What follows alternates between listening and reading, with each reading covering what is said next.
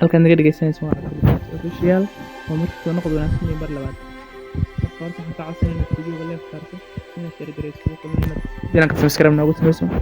maasantahay daawashada qadka oo sheertu waxay noo qabanaysaa in dad badan oo saaxiibo si idinku kala wanaagsan si gaarsiiso soo kala leegto waxay noqonaysaa dhiirigelin subscribe tano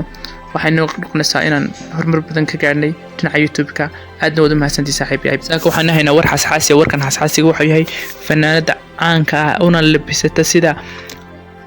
isteelka amba fashion-ka Shaadiyo Sharaf ee guursatay inanka Cabdi Fataax ee ka yar si waxay hooyadii oo kale u dhiganta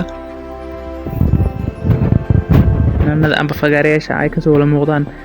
ayaa sheegtay inay maalmaha la soo dhaafay ama toddobaadadii aan soo dhaafnay dhaandhahe ay isbitaal ugu jirtay xanuun ay u geysatay amba ay ka dambeysay saaxiibadeed amba dhiggeeda kale ee Nadiira Nayruus oo ah gabadh fanaanada oo iyaduna Shaadiyo Sharaf hay asxaab yihiin amba hay meel ku soo wada koreen in badan hay fanka saaxiibku ahayeen taasoo iyaduna ahayd gabadha oo qabo Ayd Jawhar oo iyaduna aad u jecel in gacmaha kor loogu sido amba inuu markasta xambaarsanaado fanaanka Ayd Jawhar kaasoo ay ku mudeeyeen nolosha isagoo ka soo jeeda banaadir iyaduna ay ka soo jeedo gabadha waqooyi Shaadiyo Sharaf iyo hadaba sheegtay sidaan dhageysan doontaan amba soo daawateenba inuu sixirtay Nadiira Nayruus oo ay sixir ay u laaqday ay ula xanuunsanaysay muddo badan ba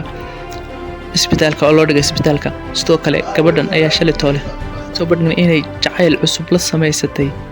YouTuberlaha amba inanka ka soo jeeday Australia ka yimid ee Yaxyaantar kaasoo ay khiyaano weyn u dhigaysay Cabdi Fataax yare saalka iniga muuqatana ay oohinta Cabdi Fataax yare indhaha ilinta qoysay kan codkeedii oo faahfaahsan haddaba saaxiibayaal waxaan idinka codsaynaa inaad gabalka furataan soo kale jarankaas subscribe saartaan gabalka furataan soo kale videoga like saartaan sina share gareysaan si aan u helo saaxiibo u wanaagsan sida idinka oo kale aad iyo aad baad ugu mahadsantiin daawashadiina iyo la jaanqaadkiina waxaan idin leenahay jaranka si share gareeya videoda si share gareeya si ay wararka iyo warbixinada aan ku soo gudbino barteedan YouTube-ka ay Cabdiladiiq Saayid idin dhaafin dhamaantiin waan mahadsantiin saaxiibayaal guuleysta ayaan idin leenahay